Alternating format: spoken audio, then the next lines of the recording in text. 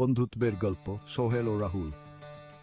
Seen one কেন বালদো বন্ধুরা চিপসাইক পাসেন্ট খুশিতে সারা জীবন বন্ধুত্ব বজায় রাখে।